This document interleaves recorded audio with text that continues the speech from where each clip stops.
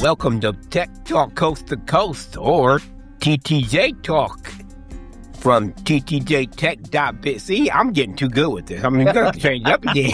I got the podcast right. I got the website right. So, I mean, don't ask me how to spell your last name, though. But anyway, we're doing a collaboration on the Apple announcement that was announced last week, or came out, released, posted, whatever you want to call it. So, me and Matt, we're going to talk about what came out and what we think about it. So, I don't know. What came out first? I don't even remember the order. I mean, it really don't matter. You can just start from the top, go from the bottom, just pick one and we'll talk about it. So, yeah, there were several announcements last week, and I don't remember the order either. Of course, I was traveling last week during some of that, but I kept checking in even when I was traveling, and some of it happened before that. We had the iPhone 17e. We had, of course, the new iPad Air M4. We'll talk about these in more depth here in a few minutes, but we had the iPhone, the iPad Air. We had the Apple Studio Display and Studio Display XDR. And then we also had a couple of MacBook Air and MacBook Pro refreshes. I guess these are M5, what is it, M5 Max or M5? They're high-end refreshes for the MacBook Pro, if I recall correctly. And then, of course, the all-new member of the family now, the MacBook Neo, which is actually doing quite well in reviews, and I think we have a lot to talk about. Correct. So, let's start with the 17E.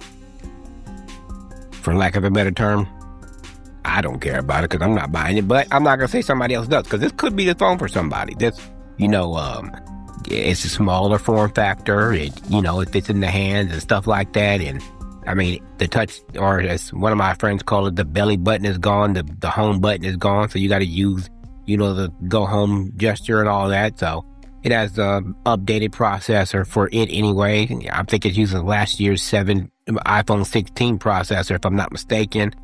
And it does have Apple Intelligence. It does have a side button that you can program, or action button, whatever you want to call it, and the camera button. So, I mean, nothing different about the design.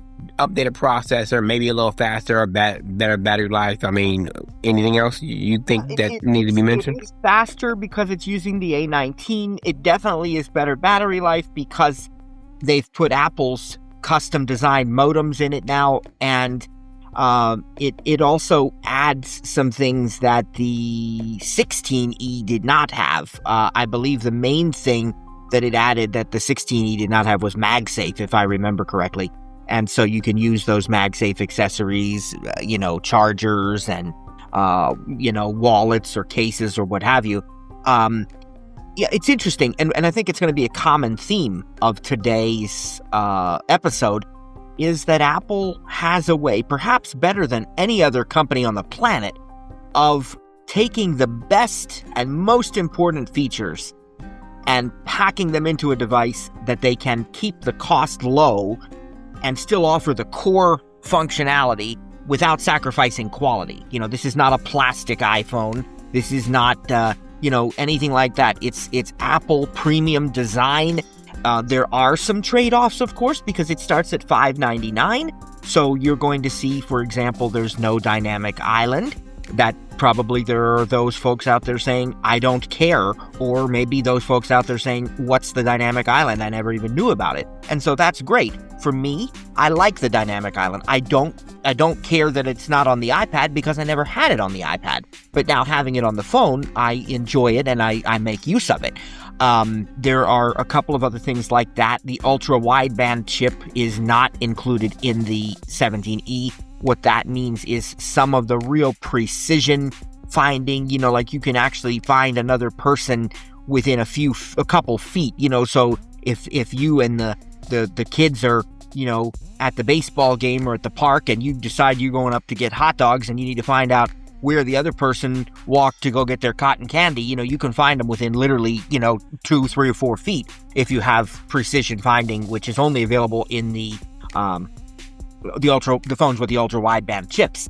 So you'll still have Find My in the 17E. You still know, they're at the same location or they're a mile away or whatever, but you're not going to have quite the same level of precision. And there's some other things that get sacrificed because of that. And some camera features and some of those types of things. But, having said that, I think this is an amazing device for a lot of people. And, and let's face it, I mean, there are tremendous deals with, Black Friday and other seasons and holidays and so on. But let's face it, carriers are not subsidizing phones anymore. So if you want an iPhone, you can probably get it for free if you're willing to pay it off over 36 months with your carrier, or 24 months in some cases. I don't like that, just because by that time the technology's old, So, I mean, for a lot of people that don't want to either spend the money or commit to staying with the same carrier for 36 months, this is a great option, and I think it's really going to meet the needs of a very large percentage of people. Good deal. Yeah. We'll go to Dynamic Island in a minute, but I feel the same way about the 17E as I feel about the iPad mini. So, I mean, to me, it's irrelevant because I don't use it. So, hey, to each their own. But for the people who don't know, why don't you explain what Dynamic Island is? Yeah, so the Dynamic Island was a very clever implementation of basically a space that needed to be used in a sense. The traditional notch was the first time we heard of this, and that had to do with the positioning of the front camera. And so there was always this like empty space on the top of the screen once we started getting these really high-end true depth cameras and so forth. And then what Apple did is they designed the Dynamic Island, which allows for some of that space to be used to display real-time information. For example, if you set a timer in the clock app or with, SIRI, won't say her name, but if you do that and then you leave the clock, or you're not in the clock app, you're, working in Safari or responding to an email or something, you're going to see, and VoiceOver will read if you touch it, at the top of the screen where the status bar area is, you're going to see how long is left on that timer without ever even having to open the timer or the clock app. You're going to see the timer right up there. You listen to music and you leave the music app, you're going to see what's currently playing up in the Dynamic Island, no matter what other app you're in. I tell you what, we used this quite a bit when we traveled to Vegas last week, because every time we were in our Uber, I could leave the Uber app and I could do other things, but I could touch the top of that phone and it would tell me exactly when the Uber was expected to drop me off at my hotel. So I could make sure the driver was doing, I was, God's protection and everything. I wasn't really concerned, but I could, make sure the driver was doing what he was supposed to do. And it would tell me, estimated arrival, 2:32 p.m. and it's 2:29. So, all right, we'll be getting close. And, and I didn't have to go back into the Uber app to do that. Another way we used it while we were on the trip was with food delivery, because you wanted a pizza at 11 o'clock at night, and, you get DoorDash or whatever you get, and that's in the Dynamic Island too. So you can see where they are, so the Dynamic Island is very, very useful. It's not the only way. You can have live activities, which the iPad has, and that shows the same information on the lock screen. Presumably the iPhone 17e does have that, because that doesn't require the Dynamic Island. But it's just a level of convenience that I've come to really look forward to in the way that I use the iPhone. As I said, I don't care that it's not there on the iPad. I don't know that I've ever thought to myself, boy, I wish the iPad had a Dynamic Island. But with being on the phone, I really do come to like it. Yeah, I like it too. Like you said, for all the reasons you named in, clock, sports scores will show up there. It's like you're following your favorite teams and stuff like that. So it's a great feature to have. Jumping right back into it, and the reason I'm going to this next is because of the price point you named for the iPhone 17e, $599. Correct me if I'm wrong, but isn't that the same price of the new Mac Neo? It is the starting price of the very, very common starting price here, because it is the iPad Air starting price, and it is absolutely the MacBook Neo starting price. This is a very interesting move that Apple has made here. The MacBook, for those who don't know, has typically never started much below $999, and sometimes even a little above that. Now, having said that, let's be fair. You can go to Best Buy, B&H, Amazon, especially around the holidays, and you can get a MacBook for less than $999. Sometimes you want to get last year's model, you can get it for $799, something like that. So there are, and there have been ways.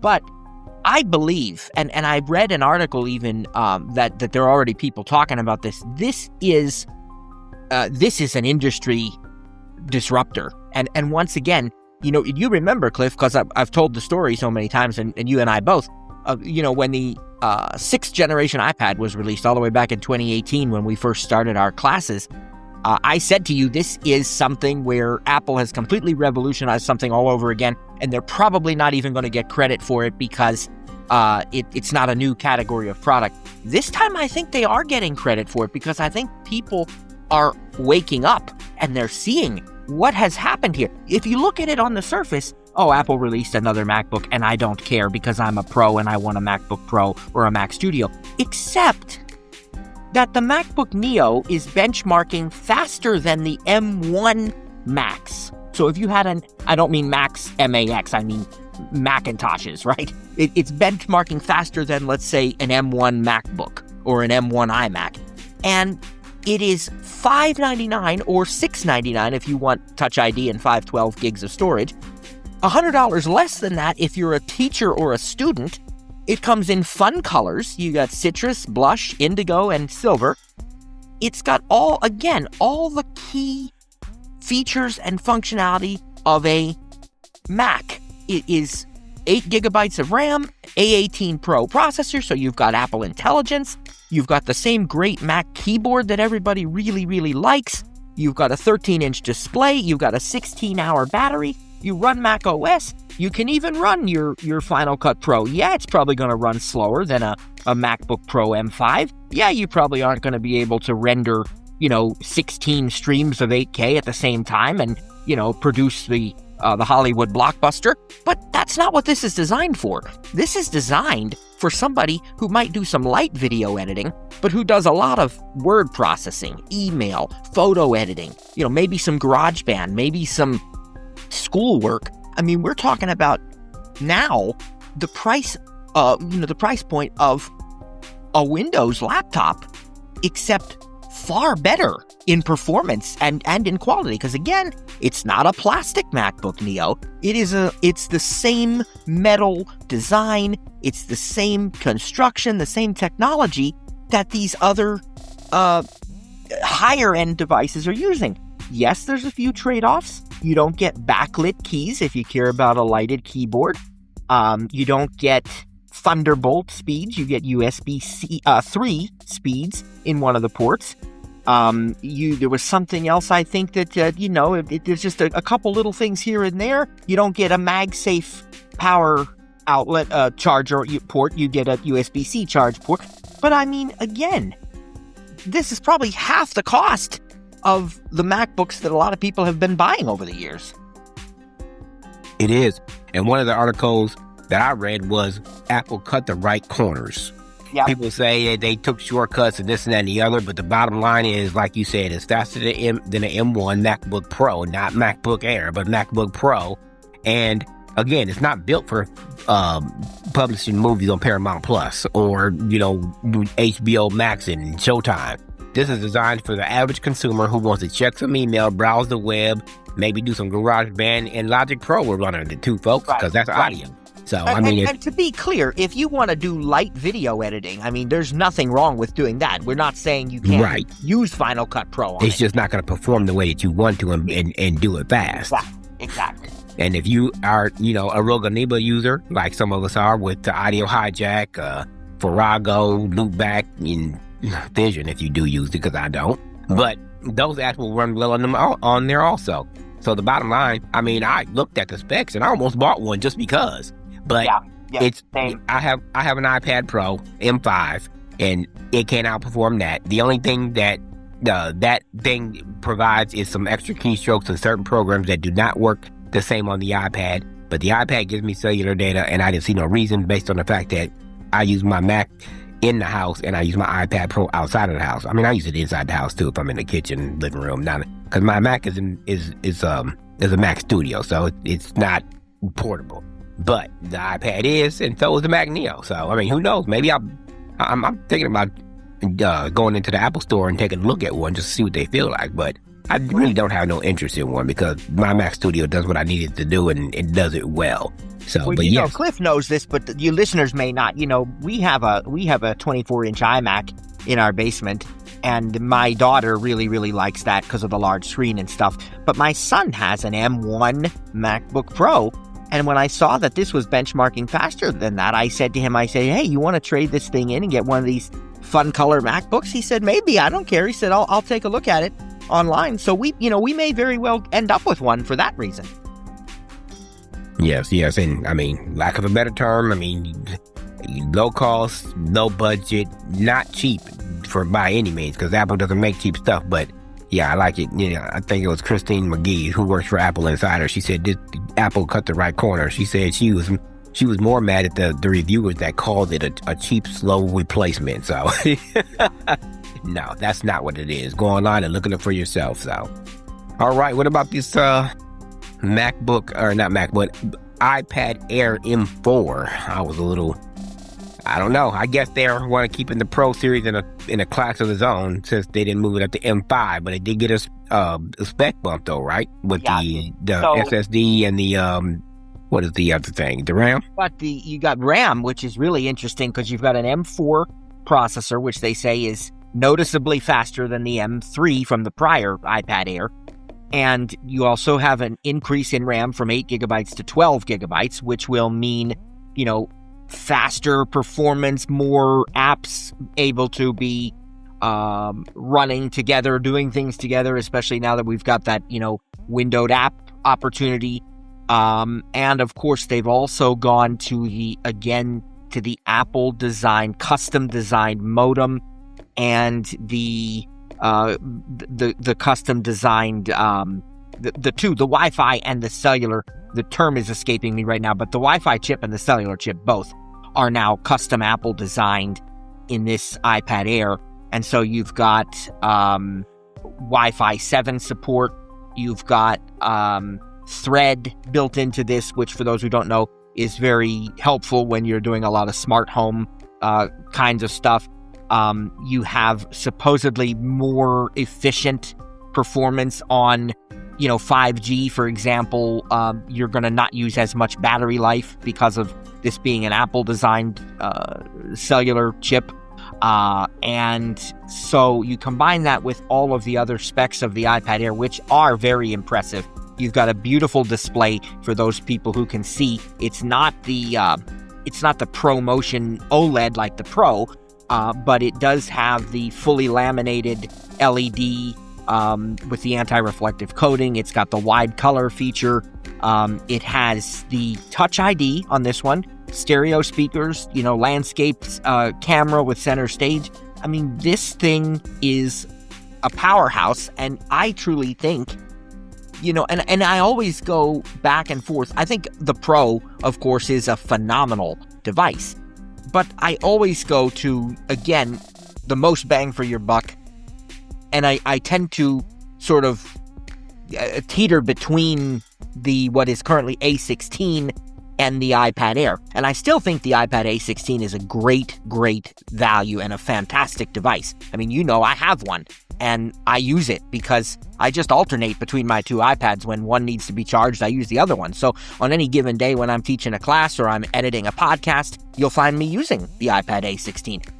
But the iPad Air, I think it's the sweet spot. I think it is now, as I like to say it, the iPad for most people. $599 price point for 128 gigabytes of storage, which, yeah, you know, probably not enough for your high-end users, but for your casual users it is.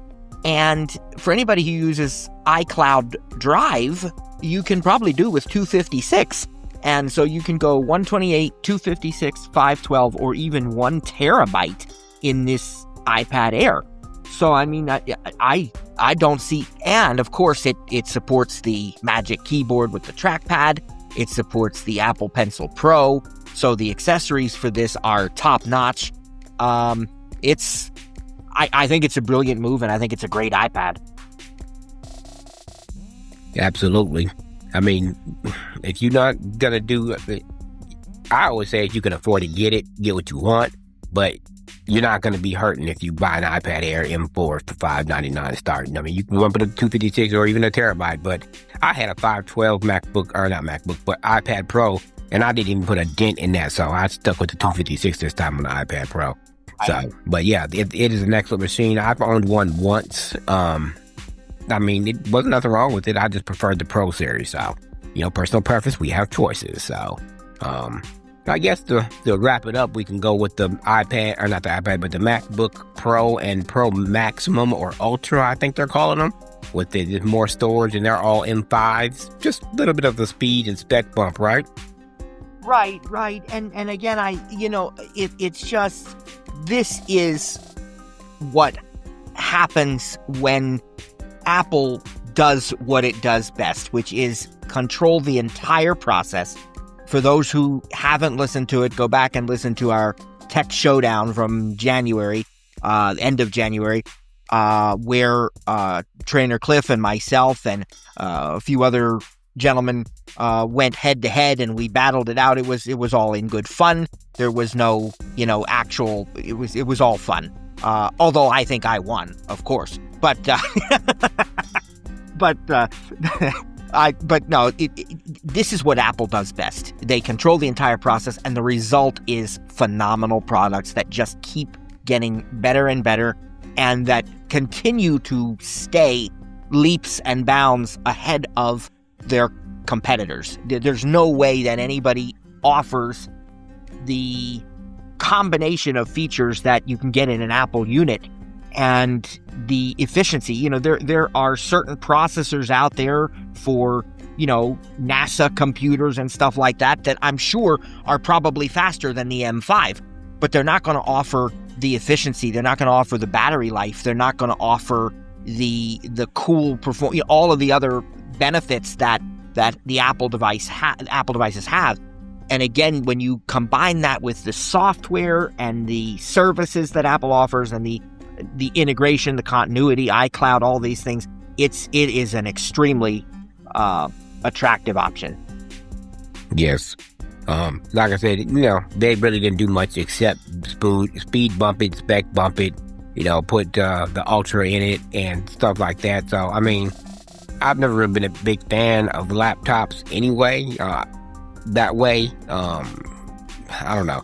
It's personal preference, but they are great machines, phenomenal. And like you said, Apple just doesn't. They just get it. It just works. So, one product that did not come out last year, but you've recently set up, even though you've had it in your house for 3 months, is your Sonos soundbar that you got for Christmas. Why don't you tell the people a little bit about that? Because I got a few questions about that setup you got going on over there. Yeah, that is the Sonos Beam Generation 2. There are actually 3 Sonos soundbars that you can get. The Arc is the highest price one, the Beam is the one in the middle, and the Ray is the sort of entry-level model. This connects to your television using either HDMI or optical audio. I highly recommend HDMI if you can afford it with the ports, if you've got a free HDMI port, because it makes the control so much easier. And it provides excellent sound, for use with our Apple TV and our television and so on. But then, of course, because it's a Sonos product, it also connects with your Apple Music, your Sirius XM, there's probably, I would guess there are now hundreds of services. I've never counted or asked ChatGPT or anything, but there's definitely double-digit services. Some I've never even heard of. Some are, business commercial type services, and then there's, all the obvious ones, Apple, Spotify, all of those. But even Audible for your books. But it also has the ALEXA voice assistant built into it, though not the Plus yet. That hasn't rolled out to those, maybe not to any third-party products. Maybe it's only the Echoes. I don't know that to be a fact, but we'll see if it does. But, it still has the basic ALEXA, so you can do a lot of things with it. It does have AirPlay too, so you can integrate it with HomePods or other devices as well. And that's the part that I wanted to talk to you about. So you say connect this to your TV with HDMI. But remember, in order to do ARC, the Apple TV is supposed to go to that port. So how would you do that? So all that sound with it pairing with the HomePods with AirPlay 2 would all be synced together. How would that setup go? Well, in the case of using the Apple TV, it's easy because you would not change the default. You're going to let the TV speakers, as tvOS calls them, be the audio source. And I think it actually says theater speakers or something once you connect that. And then you would AirPlay to add your other devices that you want to hear. If you have two HomePods or whatever, you just do a traditional AirPlay experience there. I don't know how that would work on a non-Apple, like if you were trying to use a Sony PS5 or an Xbox or something, because that does require the Apple TV to be connected to the ARC port, which of course you need to connect the Sonos to the ARC port if you're going to use it for audio over HDMI. Is there there's a HDMI in on the Sonos, right? So couldn't you plug the Apple TV directly into that? Based on the fact that it's already going into the ARC on the TV? I would have to look at that. I don't know if there is. That's a great question, and I'll have to check that out because I'm not sure. Because with the way that it works now, like, at least with my Samsung, and this soundbar is like good 4 or 5 years old now. That means it's beat up. Anyway, but I don't use the ARC for the soundbar. I use the optical. And then, of course, I plug the Apple TV. But when you're using the Xbox, the sound comes out both the HomePod and that soundbar. And that's the sound that I would be looking to get from the Sonos. So right. I'm interested to know if we did go that route with the ARC with the Apple TV and the optical with the Sonos, if it would still work the same way with the audio being synced with each other. Now, I did have sound. Again, I was not using, like a PS5 or something. I was using the Apple TV. But of course, that's you and I both. That's what we use 99.9% of the time. And I did have, with my setup, the Sonos soundbar and my HomePod pair playing TV. Now, did you have to go into the control center to do that, or? Yes, that's how I did it. Was in control center, and I did get it to play, and it was in sync. I had no sync issues. I was about to say, because when I've done that before with my soundbar that I currently have in my HomePods, the HomePods were 2 seconds ahead. Right. Maybe 1 second. Want that. Yeah, right, and I think the HDMI takes care of that, but they do have an adapter in there for those people who want to use optical. Now, the main reason that I chose not to use optical was because when I read the reviews, because you know how we do, we always research this stuff pretty extensively, and mind of Christ, praise God, and you do these things, you figure it out. But when I read the reviews, see, the Sonos soundbars do not come with a remote at all. You use the app on your phone as the Sonos remote, and then you control the volume with your, in our case, Apple TV remote. But when I read the reviews, people who were using optical had mixed results trying to program their Apple remote or other brand remote to control the Sonos volume. Some people said they did it, others said they never could. Other people had workarounds they offered. There is an option in the Sonos app that says set up remote. But it just made me nervous because especially when we decided to use this in our main living room, which was not the original intent. We were going to put it downstairs, but then the soundbar that we had up here seemed to go on the fritz anyway. And so when we realized we were going to put it in the room that we watch almost all of our TV in, I didn't want problems because, people want to sit down in the family and watch TV. They don't want to be dealing with stuff. If it had been in the basement, I'd have probably gone with the optical and taken the risk of, having to spend a little while troubleshooting it. But because it was up here, I said, nope, we're just going to do HDMI because then it automatically controls the volume. Your Apple remote, any other remote you might have will automatically control the volume because that's the beauty of the ARC port. So because I read those mixed results, I just didn't even try the optical. So you said the ARC. How much does the ARC go for since that's the high-end one? So I think the normal, now I'm going to guess this, I don't remember, so I apologize to our listeners in advance if I'm giving you the wrong info. Please don't hold me to it, check it out online.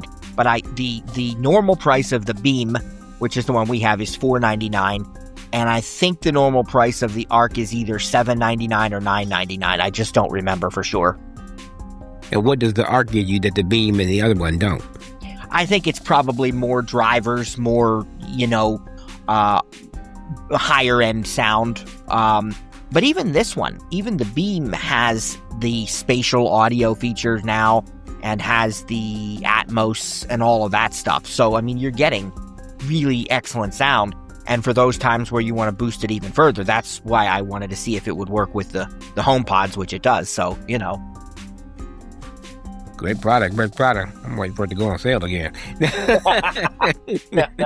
Maybe Prime Day. So,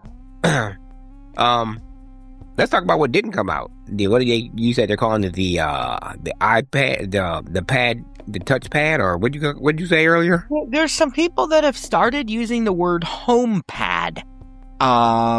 And the rumor is allegedly that's what's being used internally right now. We don't know if that's going to be the name that comes to market.